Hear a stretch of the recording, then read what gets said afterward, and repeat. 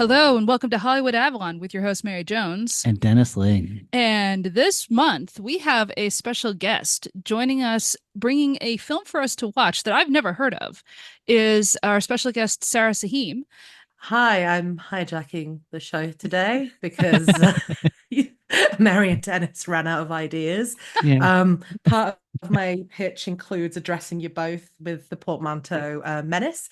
You can object now if you wish. That's the nicest thing anyone's ever said to me. So I don't know what you two are like with the internet, but my partner and I, we tend to dump random search terms into YouTube and Google just to see what curse things we can find. One day we were searching for I don't know what this is going to make us sound way worse than we actually are. Gabriel Byrne fanfics. Fan cats. Wow. All right. And we managed to find one account. Her name is Stella Kuru. And we found our favorite video, Happy Valentine's Day, Gabriel Byrne. And it counts the 10 reasons. I'm sorry. I'm sorry. Okay. Why did you invite me on? Well, Just for this reason. And there's, she has made Happy Birthday Gabriel Byrne videos every year up until like 2021, so we're worried she might be dead. But on her channel she has clips of a film called Wawa. It looked, well, Emily Watson was trying to do an American accent. Oh no. And that's something in and of itself. And Richard E. Grant is trying to paint a portrait of his youth in messed up independent Swaziland. Oh God. And it seemed like the perfect combination of like abstracted Anglo brain, Aristo Anglo brain. From my perspective, everyone who's destroyed everything, that ostensibly makes Britain good, and messed up politics as well. But there was an interview on this Gabriel Byrne Stan accounts. YouTube, and Richard E. Grant says, I don't want to get too political with it. And I was like, okay, gotta watch this. Yeah. Gotta watch it. So I don't know if you know what the E stands for in Richard E. Grant. I but don't. It's Esterhuizen. Wow. So yeah, very Dutch colonial. Not good vibes. Yeah, definitely in Africa. And his dad was Henrik Esterhuizen. Richard E. Grant describes the film as autobiographical, pictures my dysfunctional family story against the last grasp of empire. Henrik Esterhuizen was the Minister of Education in Swaziland at the time. And in a report that I found from 1990 from the World Bank, at the time of independence in 1968, education in Swaziland was characterized by poor quality, uneven distribution of schools, high dropout and repeater rates, serious shortages of teachers, and inappropriate and highly academic curricula. And segregation was not abolished until 62. Oof. So Richard E. Grant also talks in another interview about having to be the poor guy at his segregated school who got bullied. And, God. It's very sad for him. And he wasn't able to attend a private school until independence because that would have looked bad for his father. So yeah, it's just a whole bunch of messed up stuff. And I've realized there is so much here that I forgot to mention the tenuous link to Arthurian myths. Which is that in this community of mid-century British expats in Swaziland, to mark the coming of independence, Princess Margaret is supposed to be visiting, and the community decides to put on a production of Camelot for Princess Margaret. Mary's shaking her head right now. Yeah. Yeah, I can't wait. But I do find this very, and in a way, this actually does feel appropriate for our show because part of what I find interesting is, I think of myself as a, well, let me put it this way. I'm not into Arthurian stories because I have this romantic notion about the Middle Ages or this interest, or like I'm not a insane right-wing revanchist Diaz Vault weirdo. Oh, good.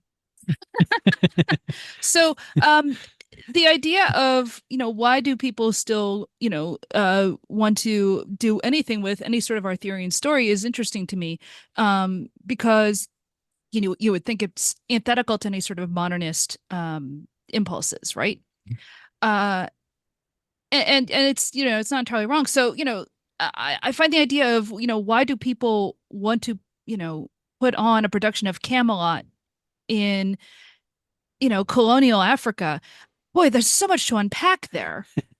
And, whether you're talking about like the origins of Camelot, the musical, or T.H. White's book, and, which is a good book, but it's got some dicey stuff in it. The idea of empire, this is the end of empire, for the Brits. This is, like there's a lot going on here that actually I do feel is, if the Fisher King as a film is as, appropriate to our podcast, honestly, this is as well.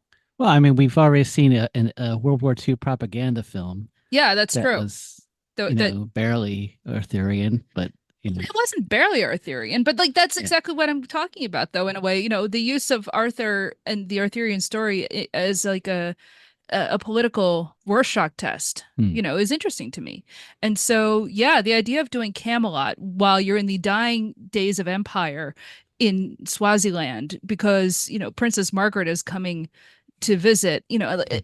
When you think of where we are now, yeah, no, actually, I think this is entirely within the wheelhouse of our show. So, but I've also never heard of this. No, it was a flop. I showed my friend who's a programmer at the BFI, and she'd never heard of it. She was like, the cast looks great though. But it's interesting that you bring up, oh God, what was that propaganda film called? Because we tried skimming through it on YouTube, and it was a slog. What was it called again? Oh, King Arthur was a gentleman. Yeah. King Arthur was a gentleman. Yeah, I guess both instances, both of that and this, the British wielding this already kind of farcical myth and this farcical notion of Britishness or even Englishness to, I don't know, concretize a narrative that maybe was never there to begin with. Right. I don't know if I brought up the abstraction of like the immigrant society within Swaziland, like as a theme, really. But I think, we're all from we all have backgrounds, immigrant backgrounds, right? So like, right. I know you lot bang on about being Irish all the time. I can you feel the guilt seeping through your headphones and you want to scream, Catholic guilt again, stop it, Mary. God, yes. Stop doubting yourself. Oh, that's so accurate though. I know that you are being clocked and you can't hide. But I guess your notion of Irishness, I mean, when did that, when is that couched in? Like, at what point did your family come over? And how has that kind of evolved from then? Because it's very different to what Irish identity is in Ireland now, but it's kind of become its own thing. And when you have this ugly remnant of empire and aristocracy, it becomes even even worse and even comically abstracted, I guess, as we're going to see. Yeah. And you bring up kind of an interesting thing is, in the United States, of course, everybody's like, oh, I'm an immigrant family, and, whatever your background is. And people sometimes get like into it in ways that, like, if you like, I've been to Ireland a couple of times. I know I'm American. I'm very much an American. I'm not Irish. And I'm very conscious of that. But at the same time, like Irish American, especially if you grew up in an urban environment in the 19th and 20th centuries, like that is definitely a specific cultural identity that, I mean, once you move to the suburbs, absolutely gets flattened out. And when people still cling to it, including parts of my family, it's like, what are you actually doing here? What are you holding on to here? Like, you're American now. You don't have any connection back to the old country. For us, like my mother remembers her grandfather, and who was, one of the immigrants. Like my mother actually has like that connection back too. Like she, and like her father actually, they had moved the family back to Ireland at one point in the 1920s. And then like, but it was the middle of their civil war. And so it was like, yeah, we're coming back to America. Also, we want to have electricity. So, that's why, my mom and her sisters ended up being American and, not over there. As you said, there's this other layer of these immigrants in Africa as part of empire. It's like such a strange like layering of identities, and to then trot out Camelot, this idea of Englishness, right? And performing it like that. It's such a strange thing to do. It's almost like a rejection of even acknowledging where you live, right? Does that But make it sense? is so comically English. Yeah. Oh, we're yeah. blissfully unaware as a nation. I think people place too much intelligence on us. Where was C.S. Lewis? Where did he grow No, up? he was actually from Northern Ireland. Okay, no, but like no, it's not. You're thinking of Tolkien. Tolkien was born. Oh yeah, Yeah. I live there. He's just down the road from just down the road from Sarah Mill, which is I don't know, the little mill in Hobbiton that he drew. And his childhood house is down the road. I'm doxing myself here. Oh, that's interesting. Yeah. But people don't really have much pride for Tolkien around here. It's odd, but I don't know if that really coincides with mass deforestation, therefore demonstrating the actual issue that he was talking about. Well, it's like finding out that Sherwood Forest doesn't exist anymore, and in the United States you have kind of these images, these ideas of English stories like Robin Hood, and you have like this picture in your head of living in Sherwood Forest, and like there isn't one, and it's the same sort of thing. You have this image in your head of like, I know that Hobbiton is not England, but it is. It's it is, and obviously, but you go to England and it's like, oh well, this doesn't really look like that at all. Which, because the world moves on, obviously, like, nobody is trapped in amber, thank God, because again, I like having electricity and vaccines and all of the rest of it. So, yeah, it's funny because I very much like all of that stuff. Like I said, I like medieval literature, and I read Tolkien and I read all this stuff.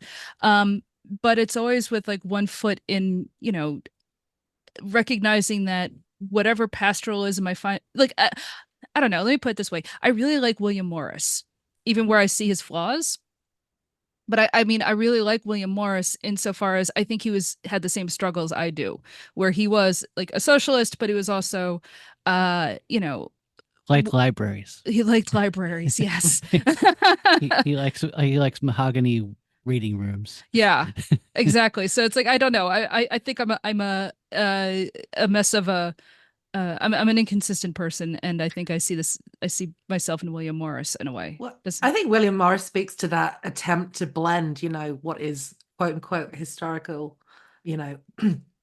English, I don't know, imagery and identity and art, even though, we won't talk about the Islamic influences, with some sort of attempt to reconcile it with technology. But what do at least over here, William Morris prints and fabrics, you find them in middle class homes, and that's English middle class, that's well-to-do people who shop at John Lewis.